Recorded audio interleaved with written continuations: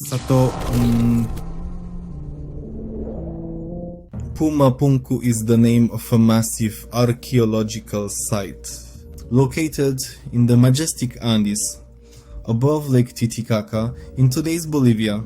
It is one of the most fascinating places in the world. It is often mocked by the more famous ruins of Tiwanaku, which attract most tourists fascinated by the history of ancient South America. However, it is in Puma Punku that the greatest mysteries and puzzles, which have remained unsolved for centuries, are hidden. One of them is the Sun Gate, thus one of the most distinctive points of Puma Punku, and are an exceptional example of engineering and sculpture. Today's researchers suggest that it was built from a single monolith and represents a deity surrounded by 48 figures. According to some researchers, such as Professor Schindler-Bellamy, they may represent a lunar terrestrial calendar with a cycle of 21,000 years. Your theory, though intriguing, is not the only one. The current scientific consensus assumes that the Gate of the Sun was dedicated to the supreme deity of that culture, hence to a certain Viracocha. However, it's impossible to overlook the impressive technical skills manifested in other artifacts from this area. In essence, Pachicha, all the structures that were built in Puma Punku were made with a precision that is hard to imagine without modern tools. They are either evidence of advanced knowledge and skill, or incredible patience and craftsmanship of the artisans who made them. Were they master stone carvers, or did they possess technologies unknown to modern science? Especially intriguing are the deep grooves on the side walls of some monoliths, as well as mysterious altars with rectangular openings. Looking at the structures of cyberpunk, one might get the impression that they are seeing something built from Lego blocks. Additionally, most of these structures weigh several tons each, raising questions about their transportation methods and installations. The most fascinating aspect is that Puma Punku still holds so many undiscovered secrets, and this despite the fact that they were created by a culture predating the ancient Incas by an entire millennium. Of course, this is just one of the theories that takes precession into account. The dominant scientific view suggests that the last stone in Puma Punku, it was erected around the year 500 to 600 of our era. It could mean that either it's a construction that was being built at the same time as the pyramids, or when the Hagia Sophia was just being founded in Europe. It's not hard to see that there's quite a spread here. As I have already mentioned, Puma Punku is surrounded by many speculations, such as those involving advanced technology over the years. It was lost and was essential for creating such precise structures.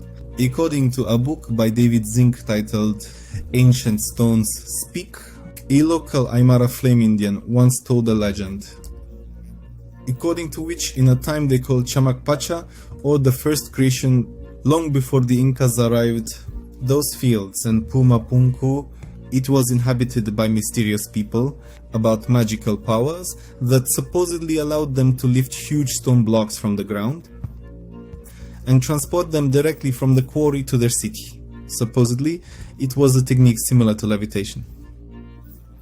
This story obviously sounds absurd, but it interestingly aligns with one undeniable fact. Puma Punku is located at an altitude of almost 4,000 meters above sea level. It means that it is also above the natural tree line. With this in mind, one should ponder how these gigantic blocks were transported. In Egypt, this was supposedly done using logs, over which stone blocks were moved.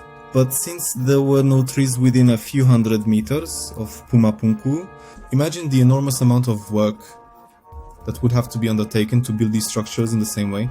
Anyway, we're skipping the key question. Why would any ancient culture would have to transport megalithic stones weighing hundreds of tons from the quarry to the mountaintop? It seems like absolute nonsense, and the Egyptians did not build their pyramids on the Giza plateau for no reason. Of course, based solely on legends, it's impossible to determine anything concrete.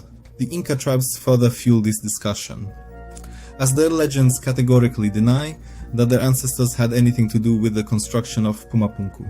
And so on.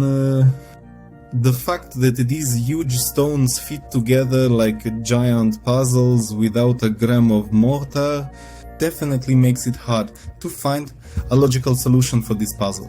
The only certainty is that the structures found so far, they attest to an extremely advanced knowledge in stone cutting and understanding of descriptive geometry, not to mention speak of an incredible determination bordering on madness. So if we are to believe writer Brian Forrester, some of the monuments found in Puma Punku, they even emit a small magnetic field. Just as interesting things about Puma Punku can be learned from the archives of the French paleontologist Alcide Charles Victor Orbing, who traveled around South America and stumbled upon, among other things, Puma Punku. He described the monumental gates standing on levels of stone slabs, and mentioned that one of these monolithic platforms was supposedly 40 meters long. Why was I the only one to live? Well, the Frenchman lived between 1802 and 1857, and since then, the records have been either destroyed or broken, or perhaps they never existed and it was just an artistic exaggeration. However, even then, he suggested, based on local legends, that it was a very old structure predating the Incas. Another author who wrote extensively about these mysterious platforms was Dresden archaeologist Max Uhl, considered the father of Peruvian archaeology. After many years of cooperation with the geologist and explorer-researcher Afonso Strubla, a joint work titled Ruins of Tiwanaku on the highlands of ancient Peru was published. This book is nearly half a meter tall and 38 centimeters wide, but its content is the most important aspect. It hides within the most perfect detailed drawings and millimeter-precise calculations regarding stones from the half-punk, from the beginning of the 19th century. It's there that the only graphic representations of the mysterious platforms and the scattered cracked stone blocks among them can be found. What could have been their fate? The answer to this question can also be provided by Max Uhl, who was an eyewitness to the shooting exercises. What it has set up in the Puma Punku unit of the Bolivian army. Hundreds of years of such treatment were enough for Puma Punku to leave not much behind. Today, we at least know that the borders located in Puma Punku, it was once mined in Cerro de Escapia, near today's Zepita in Peru, about 60 kilometers away from the ruins of the structures. Indian legends suggest that Puma Punku was erected by the gods in just one night, without any human help. Decide for yourselves what seems more probable to you. However, I encourage you to express that opinion below in the comments section. Hit the bell icon, subscribe to our channel, support our work, and look forward to the next episode. That's all from me. I wish you all a wonderful day, and we'll hear from each other soon.